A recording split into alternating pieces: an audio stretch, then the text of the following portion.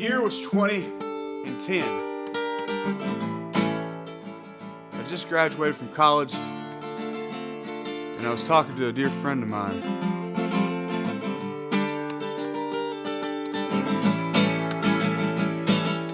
Lacey Long. So a lot of people think that getting in this ring is sacrifice. They're making sacrifices, they're being somebody, they're doing something with their lives.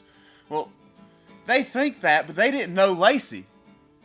Lacey decided she was going to be a vegetarian, and then she decided she was going to be a vegan, and then she became anemic because she didn't eat anything right. She didn't care how to be one. She just was one. Lacey Long said, "What are you going to do after college?" And I said, "I'm going to wrestle across America. I'm going to wrestle across America." And she knew me as a philosophy guy, this and that. "What are you going to do with a degree in philosophy? What are you going to do?" And I said, "What do you mean, what am I going to do? I'm going to be vicious, useless, or a crank, like Plato said." She'd seen some of the wrestling, but she didn't really know what all it was about. But she said, "You know what, you should do that." It didn't seem significant at the time. That was the last promise that I had made. I'm going to wrestle across America. And that doesn't sound like a promise, but whenever I say I'm going to do something, I do it. And I told a dear friend that, and she's not with us anymore. A few years later, you know, I'd had a talk with Lacey, and she told me she loved me. I was actually on my way to a show. I found out that Lacey had killed herself.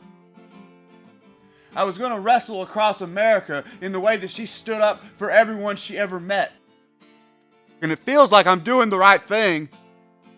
If you get the opportunity to wrestle one place, you got to show out, you got to turn up, you got to win, you got to ride a man to hell.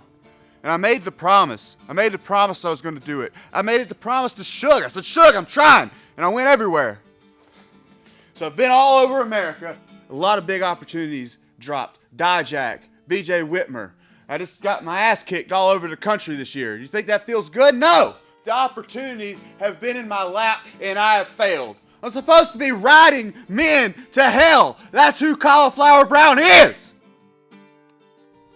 I've been kind of a little bitch, but I tried. 2017, asses ripped wider, men ridden harder, suplexes snappier, heads balder, balder, balder.